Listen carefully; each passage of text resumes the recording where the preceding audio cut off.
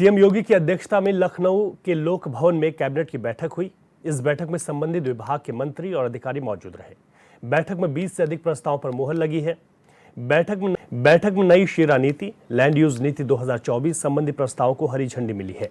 वहीं पशु चिकित्सकों की कमी को दूर करने के लिए पशु चिकित्सकों के लिए डिप्लोमा पाठ्यक्रम चलाए जाएंगे। नई उच्चतर सेवा नियमावली भी मंजूर कर ली गई है। इसके तहत 3 साल की सेवा पर अध्यापकों के तबादले हो सकेंगे। अभी तक यह सीमा 5 साल की थी।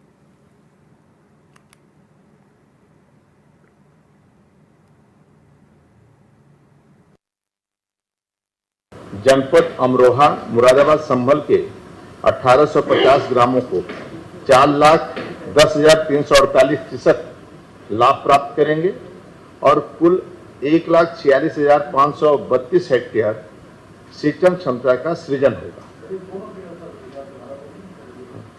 ये मध्य गंगा नहर परियोजना द्वितीय चरण के परियोजना में जनपद अमरोहा मुरादाबाद संभल के 1850 ग्रामों के 4,10,348 कृषक लाभान्वित होंगे तथा कुल 1,46,532 हेक्टेयर सिंचन क्षमता सृजित होगी।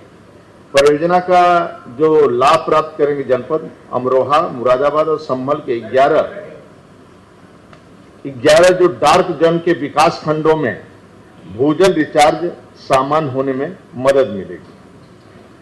दूसरी परियोजना हमारी है ललितपुर में भौरट बांध परियोजना।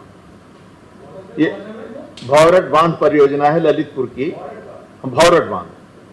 ये द्वितीय पुनर्रचित लागत है इसका 1,237.2501 करोड़ के व्यय के प्रस्तावित है, स्वीकृति प्रदान की गई। ये ललितपुर के तहसील महरौनी विकासखंड में ग्राम भैराघाट के समीप जामनी नदी पर पूर्व में जामनी बांध निर्मित है, जिसकी बांधपुर रजवाहा की नहर प्रणाली की टेल में सिंचाई हेतु पानी उपलब्ध नहीं हो पाता था। इस नहर प्रणाली में सिंचाई सुविधा उपलब्ध कराने जाने हेतु जामनी बांध के डाउन स्ट्रीम में प्रस्तावित बोरन बांध का निर्माणाधीन है। ये बोरन बांध की कुल लंबाई 4.720 किलोमीटर है। अधिकतम ऊंचाई इसका 22.8 मीटर है। ये बांध के कुल भंडारण क्षमता है 45.080 MCM है और ये 16,000 हेक्टेयर यानी 9,000 हेक्टेयर खरीफ में और 7,000 हेक्टेयर रबी में और 33 ग्रामों में इसका लाभ मिलेगा। 2019 की पशु गणना के अनुसार 190.19 लाख गौवंशीय पशु है, 330.16 लाख भैंस वंश, 144.80 लाख बकरी, 9.84 लाख भेड़। ये जो पैरावेट्स हैं इनसे माइनर वेटरनरी सर्विस जिसमें टीकाकरण, घाव की पट्टी तथा प्राथमिक उपचार आदि कार्य किया जाता है। ग्रामीण क्षेत्रों में पैरावेट्स पशु शिक्षा एवं देखभाल के क्षेत्र में महत्वपूर्ण भूमिका है तथा वहाँ पशु चिकित्सकों की संख्या सीमित है। देश में पशु चिकित्सकों की संख्या केवल 34,500 है। उत्तर प्रदेश में ये संख्या 8,193 पशु चिकित्सक उपलब्ध है, जो काफ़ी कम है। उक्त दृष्टिगत पशु चिकित्सकों के क्षेत्र में पैरावेट्स के द्वारा कुछ निर्धारित कार्य पशु चिकित्सा के क्षेत्र में कराए जा रहे हैं और उनके द्वारा माइनर वेटरनरी सर्विस जिनमें मैंने अभी बताया देखभाल, पर्यवेक्षण आदि कराया जाता है। पैरावेट्स को ग्रामीण क्षेत्रों में विशेष रूप से पशु चिकित्सा सेवाओं के कार्यों हेतु प्रशिक्षित किया जाता है। वर्तमान में पैरावेट कार्मिकों को विभिन्न प्रकार की चुनौतियां जैसे अपर्याप्त प्रशिक्षण, सीमित संसाधन आदि का सामना करना पड़ता है। उनके द्वारा बेहतर पशु स्वास्थ्य सेवाएं दिए जाने हेतु पैरावेट्स के प्रशिक्षण एवं कौशल में निरंतर वृद्धि की महती आवश्यकता है, परंतु इनके पर्याप्त प्रशिक्षण हेतु सीमित संसाधन है। संप्रति देश में पशु शिक्षा एवं पशु अनुसंधान के क्षेत्र में पूर्ण रूपेण कार्यरत एकमात्र विश्वविद्यालय उत्तर प्रदेश पंडित दीनदयाल उपाध्याय पशु शिक्षा विज्ञान विश्वविद्यालय एवं गौ अनुसंधान संस्थान मथुरा है। उसके अतिरिक्त आचार्य देवेंद्र देव कृषि एवं प्रौद्योगिकी विश्वविद्यालय कुमारगंज, सरदार वल्लभ भाई पटेल कृषि एवं प्रौद्योगिकी विश्वविद्यालय मेरठ के घटक रूप में पशु शिक्षा महाविद्यालय संचालित है। प्रदेश में पशु शिक्षा के क्षेत्र में पशुपालन डिप्लोमा पाठ्यक्रम, डिप्लोमा कोर्स, सर्टिफिकेट कोर्स चलाए जाने हेतु नीति तैयार किए जाने की महती आवश्यकता है। इसमें निजी क्षेत्रों में भी पराग चिकित्सा के पाठ्यक्रमों को संचालन हो सकेगा एवं संबंध में पाठ्यक्रम संचालन संस्थाओं में एक रूपता एवं मानक निर्धारण करते हुए संस्थाओं की संबद्धता तथा मान्यता के संबंध में सम्यक निर्णय लिया जा सकेगा। उक्त तथ्यों को दृष्टिगत राज्य सरकार द्वारा इस संबंध में विशेष सचिव पर्यटन विभाग की अध्यक्षता में 4 सदस्यीय विशेषज्ञ समिति गठित की गई है।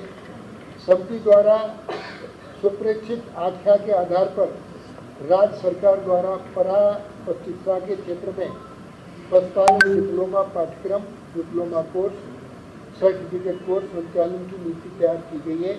इससे जो समस्या आती थी डॉक्टरों की वो हल हो जाए। तो योगी कैबिनेट की बैठक संपन्न हो गई है। जिन प्रस्तावों पर मोहर लगी है उन्हें डिटेल में हमने आपको बताया और अधिक जानकारी के साथ हमारे संवाददाता इब्ने हसन जैदी हमारे साथ लाइव जुड़ गए हैं। इब्ने, जिस तरीके से महत्वपूर्ण प्रस्तावों पर कैबिनेट में मोहर लगी है और इन प्रस्तावों किस तरीके से देखा जा सकता है और जिन की ये जिक्र भी किया जा रहा था कि इस कैबिनेट में ये तमाम महत्वपूर्ण मसले देखे जा सकते हैं, विस्तार से थोड़ा समझाइए। देखिए रवि, मैं आपको बता दूं कि जिस तरीके से आज कैबिनेट बैठक हुई है, कैबिनेट बैठक होने के बाद जो है 27 प्रस्तावों पे और जो मुहर लगी है, और अगर हम बात करें तो इसमें कई अहम विभाग हैं जिन पर मुहर लगाई गई है। लेकिन एक बात और बता दूं इसके साथ साथ कि जिस तरीके से उत्तर प्रदेश के अंदर उपचुनाव है 9 विधानसभा सीटों पर, जिसमें समाजवादी पार्टी और भारतीय जनता पार्टी दोनों को ही ये सीटें जीतना बहुत ही लाजमी है, क्योंकि दोनों को अपनी साख बचानी है।